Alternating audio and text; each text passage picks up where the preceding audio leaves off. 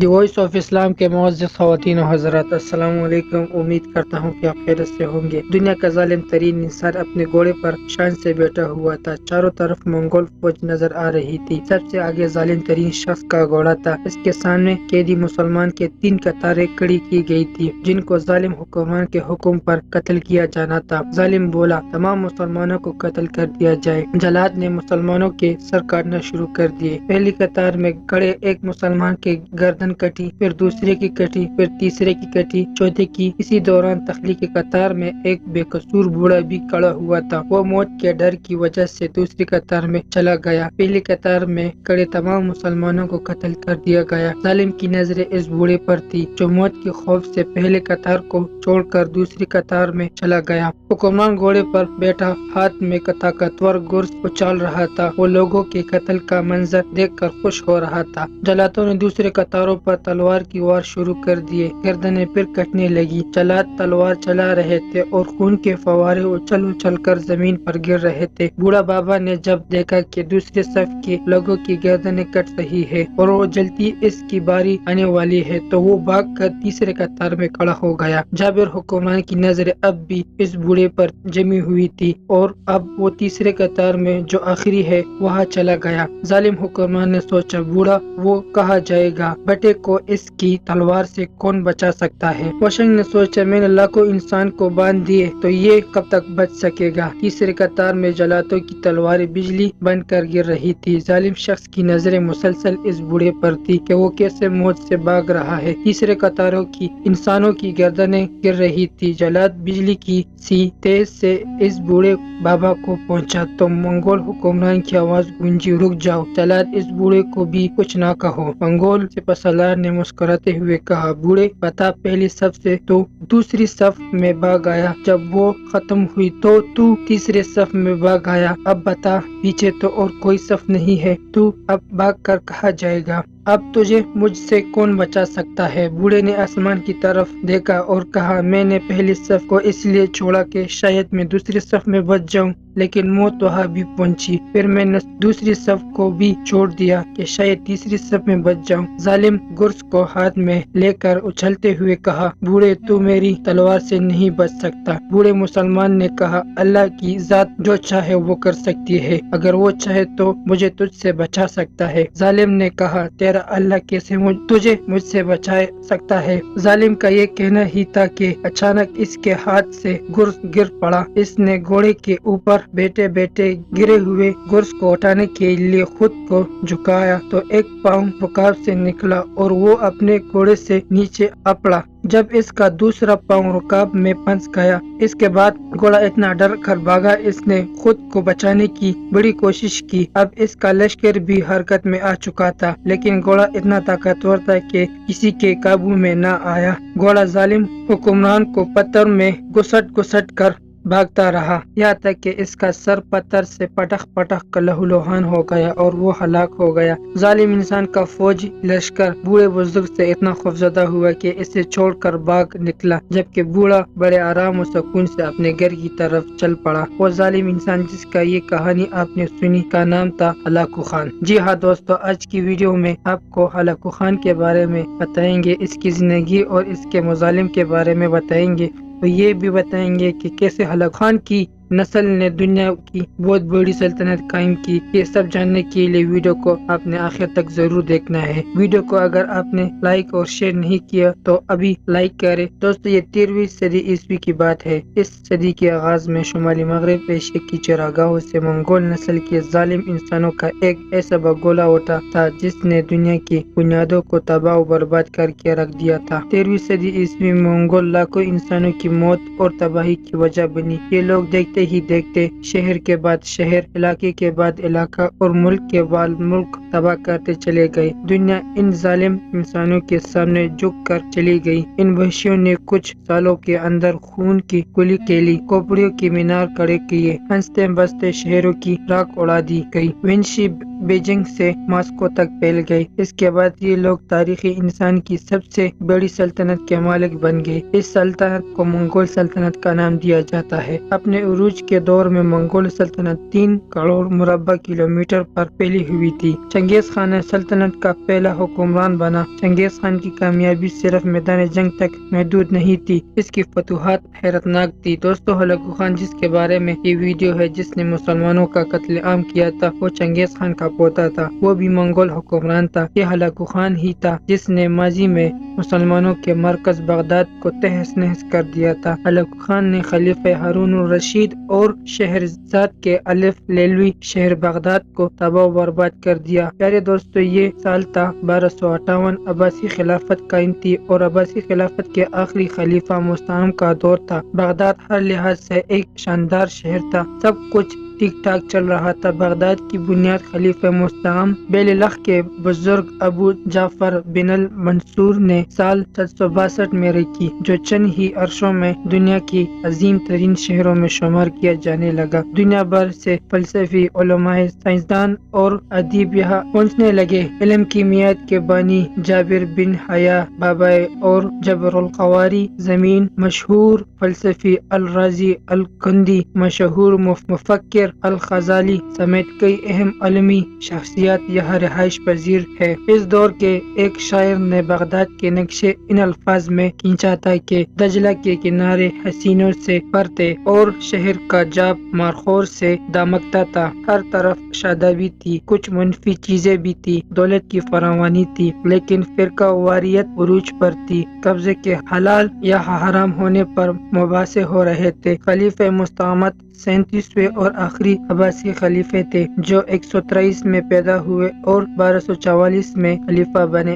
ابن القمی خلیفہ مستعم کا وزیر خاص تھا۔ خلیفہ کے بیٹے کے ساتھ رنجش کی وجہ سے ابن القمی اندر سے عباسی خلافت کے خلاف تھا۔ اسے جب معلوم ہوا کہ چین اور روس کے وسطی علاقے منگولیا سے منگول حکمران ہلاکو خان ملکوں پر ملک فتح کیے جا رہا ہے، تو ابن القمی نے ہلاکو خان کو پیغام بھیجوایا کہ اگر وہ بغداد پر حملہ کرے تو اس کی مدد کی جائے گی اور قبضہ کرنے میں زیادہ دقت نہیں ہوگی۔ چنگیز خان کا پوتا ہلاکو خان اپنے دادا کی طرح ساری زندگی قتل و غارت کرتا چلا آ رہا تھا۔ 1256 میں اس کو اس وقت ایران کا حکمران بنا کر بھیجا گیا تھا۔ پہلے ہلاکو خان نے ایران میں قتل عام کیا، اس کے بعد بھی کئی ممالک پر حملہ آور ہوتا رہا۔ جب اسے ابن القمی کا پیغام ملا تو اسے بغداد میں دلچسپی پیدا ہوئی اور 2 لاکھ کے فوج کے ساتھ نکل پڑا۔ اس کی فوج بارود مواد سے لیس تھی۔ ادھر بغداد میں ابن القمی نے چالاکی سے خلیفہ کو مشورہ دیا کہ بادشاہ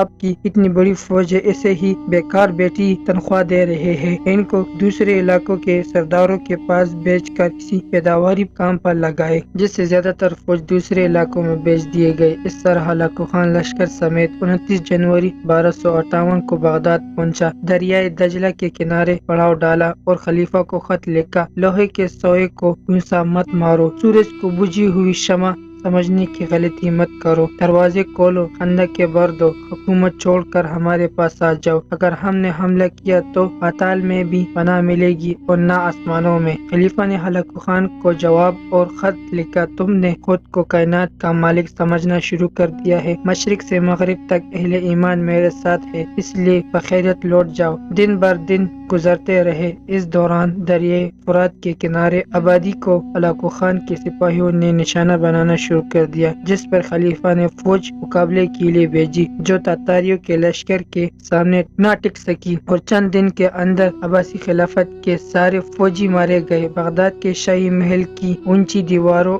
اور دیوکل دروازوں کے پیچھے بیٹھے خلیفہ مستعین متفق کر دے کہ اب کیا کیا جائے۔ ایسے میں ابن القمی نے مشورہ دیا کہ وہ خود ہلاکو خان کا استقبال کرنے چلے جائے، اسے مال اور دولت سے نوازے، ہلاکو خان کو بے تحاشا دولت لے کر چلا جائے گا۔ 10 فروری 1258 کو خلیفہ چند فوجی افسران اور درباریوں کے ساتھ نکل کر ہلاکو خان کے خیمے کی طرف بڑھا، تو ان کے ساتھ آنے والے تمام لوگوں کو خیمے کے باہر ہی روک لیا گیا اور خلیفہ کے خیمے کے اندر جاتے ہی سب لوگوں کو قتل کر دیا گیا۔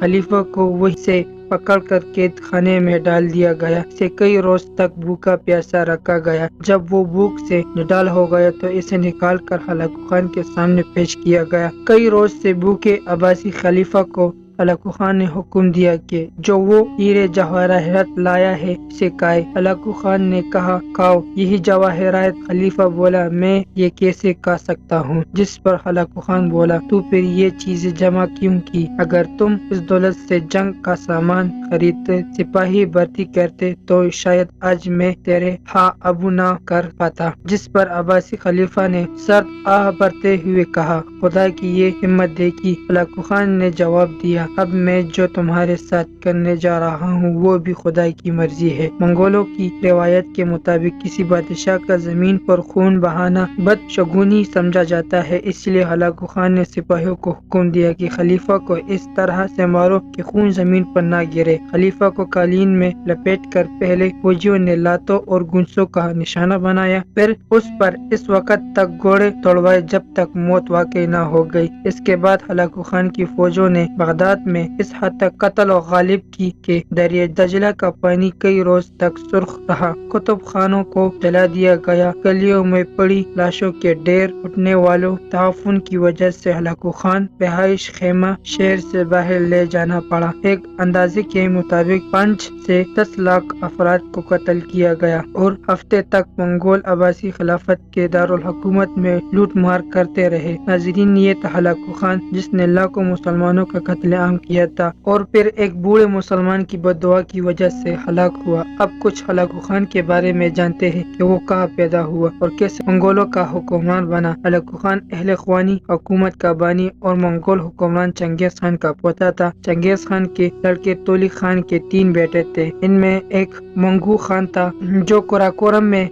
रहता था और पूरी मंगोल सल्तनत का खान आजम था। दूसरा बेटा बलाई खान था जो चीन में मंगोल सल्तनत का बानी था, जबकि तीसरा लड़का हलाकू खान था। मंगू खान के जमाने में शुमाली मगरब ईरान में एक इस्माइली गिरोह खाशीन ने बड़ा हंगामा और खून जेरी शुरू कर रखी थी। ये इलाका मंगोलों की जेर हुकूमत था, इसलिए वहाँ के बाशिंदों ने मंगू खान से जुल्म सितम के खिलाफ फरियाद की। मंगू खान के इस शिकायत पर अपने भाई को हलाकू खान को 1256 ईस्वी में ईरान का हुक्मरान बनाकर रवाना किया और इसको इस्माइलियों के खिलाफ कार्रवाई करने का हुक्म दिया। हलाकू खान ने इस्माइलियों के मरकज गेलाल मौत पर कब्जा करके इस्माइली हुकूमत का हमेशा के लिए खात्मा कर दिया और इनको आखिरी बादशाह पुरशाह को कत्ल कर दिया। इस्माइलियों का जोर तोड़ने के बाद हलाकू खान ने बगदाद का रुख किया, जो इस जमाने में शिया सुन्नी फसाद का गढ़ बना हुआ था। खलीफा मुस्तईन बिल्लाह के वजीर इब्न कमी ने हलाकू खान से साज़बाज़ करके हलाकू खान को बगदाद पर हमला करने के लिए आमादा किया था। 1258 ईस्वी में बगदाद तबाह करने के बाद हलाकू खान ने पूरे इराक पर कब्जा किया। बसरा और कोफा के अजीम शहर तबाह बर्बाद कर दिए।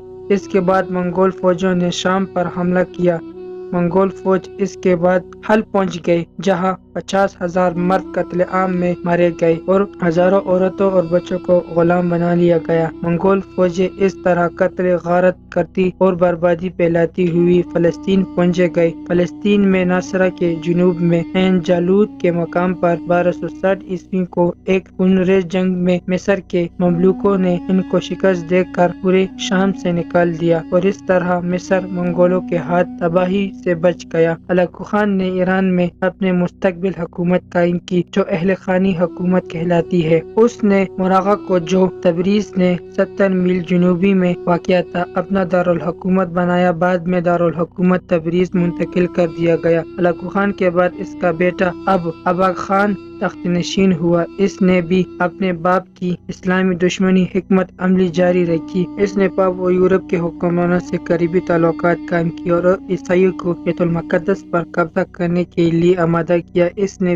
यूरोप के तायीद से शाम पर हमला भी किया, लेकिन 1250 में होम्स के करीब ममलूक हुक्मरान कलावन से शिकस्त खाकर पसपा होने पर मजबूर हुआ। जंग ऐन जालूद 3 सितंबर 1260 को ममलूक अफवाज और اور منگولوں کے درمیان لڑی جانے والے تاریخ کے مشہور ترین جنگ ہے، جس میں مملوک شاہ سیف الدین قطز اور مشہور جنرل رکن الدین بیبرس نے منگول افواج کو بدترین شکست دی۔ یہ جنگ فلسطین کے مقام عین جارود پر لڑی گئی۔ اس فتح کے نتیجے میں مصر، شام اور یورپ منگولوں کی تباہی کاریوں سے بچ گیا۔ پیارے دوستو، یہ تھی ہماری آج کی ویڈیو۔ ہم امید کرتے ہیں کہ آپ کو ہمارے آج کی ویڈیو پسند آ گئی ہوگی۔ اگر آپ کو ہمارے آج کی ویڈیو پسند آ گئی ہے تو سب سے پہلے اسے لائک کریں اور اپنے رائے کا اظہار کمنٹ سیکشن میں ضرور دیں۔ آخر میں آپ سے پھر سے درخواست ہے کہ دی وائس آف اسلام کو سبسکرائب کریں اور ساتھ ہی لگی گھنٹی کو بھی کلک کریں تاکہ ہمارا آنے والا نوٹیفیکیشن بر وقت ملتا رہے۔ تو ملتے ہیں نیکسٹ ویڈیو میں۔ خدا حافظ۔